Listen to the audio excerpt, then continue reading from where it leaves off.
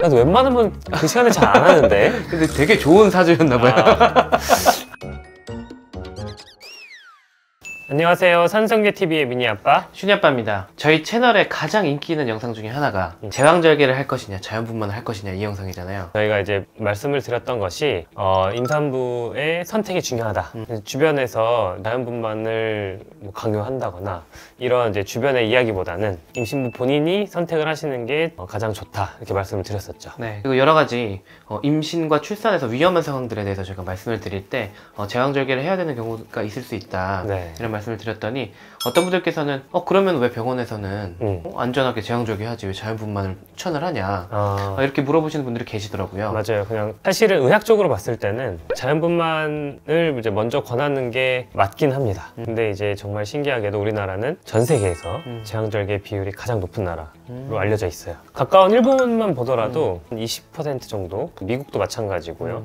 전 세계 평균이 한 20에서 30% 정도 되는 것 같아요. 그리고 이제 세계보건기구 WHO에서도 제왕절개 비율은 한 10% 정도가 적당한 것 같다 이렇게 이야기를 하고 있는데 우리나라는 절반이 넘게 거의 60% 가깝게 제왕절개를 하고 있습니다. 우리나라는 왜 제왕절개를 많이 할까? 그래서 오늘 그 이야기에 대해서 한번 나눠보도록 하겠습니다. 네. 우리나라는 제왕절개 비율이 높기도 하지만 증가하는 추세도 굉장히 가파른데요. 이제 여러 가지 이유가 있을 것 같아요. 가장 중요한 건 이제 고령 임신이 늘어나면서 이제 고위험 임신 자체가 많아지고 있다. 여성의 나이가 증가할수록 난임 부부도 많이 늘어나기 때문에 난임 시술로 인해서 다태아도 많이 임신이 되고 그쵸. 그러니까 이제 자연스럽게 제왕절개도 같이 늘어나고 있습니다. 그리고 자녀 계획을 할 때 어차피 한 명만 낳을 거니까 처음에 한 번 고생하는 거 그냥 깔끔하게 제왕절개로 끝내자 이렇게 생각하시는 분들도 꽤 많은 것 같아요. 그래서 정말 이제 의학적인 사유로 제왕절개를 해야 되는 것보다 이제 선택 제왕절개 수술을 하게 되는 경우가 많이 있죠. 그리고 우리가 보통 이제 자연분만은 선불, 제왕절개 후불이라고 하잖아요. 맞아요. 아기 낳고 나서 이제 수술 부위 통증이나 이런 것들이 이제 회복이 아무래도 자연분만보다 제왕절개가 좀 느리기 때문에 분만 후에 이제 회복하는 게 중요한데 우리나라는 산후조리원이 되게 잘 돼 있어요. 어차피 아기 낳고 한 2주 정도는 산후조리원을 가 있을 거기 때문에 그거에 대해서 큰 걱정은 안 하는 것 같아요. 산후조리원이 우리나라에만 있는 문화니까 그게 없는 나라에서는 수술 후에 빨리 태어나라고 하면 집에서 아기 보는 게 굉장히 부담스러울 수가 있겠네요. 네, 보통 이제 제왕절개 하고 3박 4일 그렇죠. 정도 있다가 퇴원을 하니까 미국이나 이런 데는 더 짧게 입원을 한다고 해요. 그래서 당장 집에 가서 아기를 자기가 봐야 되는데 수술하고 나면 통증이나 이런 것 때문에 굉장히 힘들어서 웬만하면 자연분만을 하려고 하는 것 같아요. 제가 생각할 때 이제 다른 나라보다 특히 우리나라가 제왕절개가 많은 이유 중에 하나는 수술 비용 자체가 비싸지가 않아서. 그렇죠. 많이 네. 저렴하죠. 네. 지금까지 말씀드린 거는 이제 임신부의 이제 입장에서 제왕절개를 많이 선택하게 되는 이유라고 하면은 산부인과 의사 입장에서도 제왕절개를 좀 더 권할 때가 있어요. 의료 소송에 대한 부담이 있을 때. 이제 이게 자연분만을 하다가 진행이 잘 안 되거나 아니면 자연분만을 해서 태어났는데 아이가 뭐 조금 이상이 있다거나 그런 일이 생기면 이제 의료소송이 굉장히 많이 들어와요. 그때 왜 제왕절개를 하지 않았냐. 의사 입장에서는 이제 방어적으로 할 수밖에 없는 거예요. 그래서 이제 자연분만을 시도하다가도 진행이 좀 잘 안 되거나 좀 아기가 좀 힘들어하는 것 같다. 그럴 때는 제왕절개 결정을 좀 더 빨리 하게 되는 것도 있습니다. 네. 그리고 약간 우리나라만의 문화적인 특징도 좀 작용을 하는 것 같더라고요. 우리나라는 그 30대 이상의 부부 중 절반 이상이 맞벌이 부부다 보니까 육아휴직 때문에 날짜를 좀 정확하게 지정을 해야 돼서 출산 날짜를 미리 잡는 걸 좀 좋아하기도 하고 그 회사에서 또 좋아하기도 하시더라고요. 하더라고요. 그리고 동양권의 특징인 그 사주팔자. 그것 때문에 제왕절개 하시는 분들도 있습니다. 진짜로. 네. 제가 전공의 때 주말에 새벽 3시인가? 그때 수술을 갑자기 응급으로 제왕절개를 한 거예요. 나도 웬만하면 그 시간에 잘 안 하는데. 근데 되게 좋은 사주였나봐요. 그런 경우도 있습니다. 맞아요. 네. 이제 막 무리해서 시간을 맞추려고 하시는 분들이 있어요. 새벽에 하는 이런 거 말고 뭐 진통이 생겼다거나 아이의 심박수가 좀 안 좋거나 그런데 부모님이 와가지고 아직 안 된다.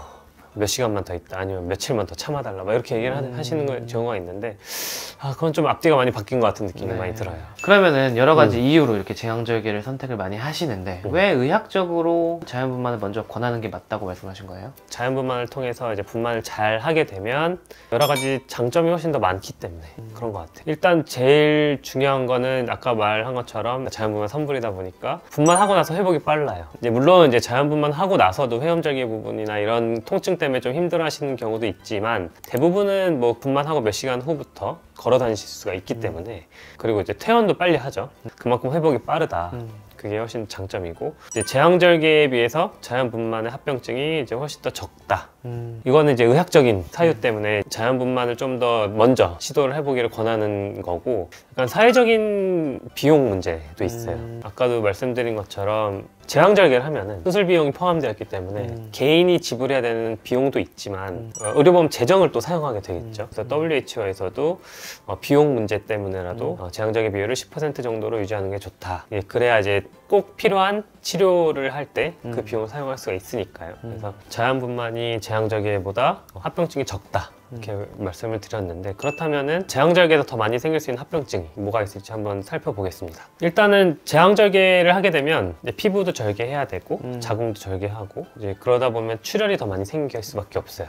그래서 산후출혈이 제왕절개보다 2배 가까이 더 많이 생기기 때문에 수술 끝나고 나서 수혈을 해야 된다거나 아니면 수술 도중에 지혈이 잘 되지 않아서 자궁 절제술을 하게 되는 비율이 훨씬 더 높게 되어 있습니다. 또 이제 절개한 부위, 피부랑 자궁 이쪽에 아무리 깨끗이 소독하고 우리가 항생제도 사용하고 해도 감염의 문제가 생길 수가 있어요. 상처가 뭐 벌어진다거나 아니면은 그 자리에 이제 고름 같은 게 차가지고 나중에 이제 심한 경우에는 폐혈증이 오는 경우도 있습니다. 또 이제 혈전이 또 잘 생겨요. 혈전이라고 하면 이제 우리 몸 안에 정맥 안에 있는 혈액이 원활히 순환이 잘 되지 않아가지고 이제 피떡 같은 거 생겨서 그 피떡이 뭐 폐로 날아가면 이제 폐색전증 같은 거 생기는 거죠.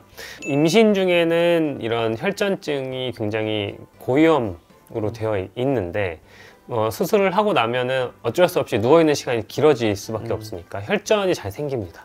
생명 위독한 정도까지도 갈 수 있기 때문에 혈전의 위험도 제왕절개에서 좀 더 높다. 그래서 최대한 빨리 일어나서 걸으라고 하는 이유 중에 하나가 혈전을 예방하기 위한 것도 있습니다. 그리고 이제 수술하면서 자궁 주위에 있는 장기들이 손상이 생길 수가 있어요. 자궁의 앞쪽에는 방광이 있고 자궁의 뒤쪽이랑 위에는 장들이 있으니까 주위 장기에 손상이 생길 수도 있다. 이런 내용들은 이제 우리가 제왕절개 할 때 동의서 받으면 다 설명을 드리는 내용인데 실제로 이제 장 같은 데가 손상이 되면은 수술이 굉장히 커지겠죠. 네. 지금까지 말씀드린 합병증 같은 것들이 제왕절개를 반복하면 반복할수록 점점 더 높아집니다.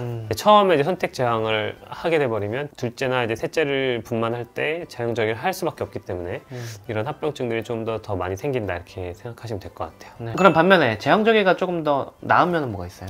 요실금이 좀 덜 생겨요. 아, 네. 맞아요. 그것 때문에 고생하시는 분들 꽤 많이 계시죠. 요실금 그리고 자궁 탈출증 이런 것들 위험도가 이제 자연분만보다는 낮다고 되어 있어요. 그래서 이게 걱정이 돼서 제왕절개를 하시는 분들도 계셔요. 그럴 때 잘 생각을 해봐야 돼요. 요실금이랑 자궁 탈출증 이 두려워서 제왕절개를 선택을 한다 했을 때 그렇다면 제왕절개를 하면은 자연분만보다 뭐가 더 위험할까? 이 양면을 잘 보고 선택을 해야 되는데 너무 한쪽만 보고 선택을 한다거나 이러면은 이제 나중에 또 다른 문제가 생길 수가 있습니다. 이거를 다 고려를 했음에도 내가 자연분만을 한번 해봐야겠다 이렇게 선뜻 선택하기가 좀 어려운 것 같아요. 특히 그 중에서도 자연분만을 시도를 했다가 다 선불 다 겪고 결국에 진행이 안 돼가지고 제왕절개 하면은 선불도 하고 후불도 해야 되잖아요. 이런 약간 열린 결말? 특히 이제 우리나라 분들은 이제 드라마나 영화 봤을 때 열린 결말 별로 안 좋아하는데 그런 약간 특성이 분만 방법 정할 때도 좀 반영이 된 것 같아요. 그리고 이제 자연분만 하면서 고생하셨던 분들 이런 분들이 뭐 SNS나 뭐 맘카페 이런 데 후기 같은 걸 올리시고 또 주위에 지인분들이 제왕절개 해라, 자연분만 너무 힘들다 이런 식으로 이제 제왕절개를 좀 더 권하는 경우가 좀 많이 있는 것 같습니다. 요즘 산부인과 선생님들이 수술을 너무 잘해가지고 그럴 수도 있어요. 제왕절개는 진짜 애기 머리 겨우 나올 만큼만 절개를 하고 수술 끝날 때 피부를 봉합할 때 제일 예쁘게 꾸미려고 하는 과가 산부인과예요. 맞아요. 제왕절개 할 때 절개하는 라인을 비키니 라인이라고 하거든요. 비키니를 입어도 가려질 수 있는 만큼 그 위치에다가 절개를 해가지고 겉으로 봤을 때는 드러나지 않도록 하려고 노력을 많이 합니다. 그래도 이런 걸 들으셔도 계속 고민은 되실 것 같아요. 그럼요.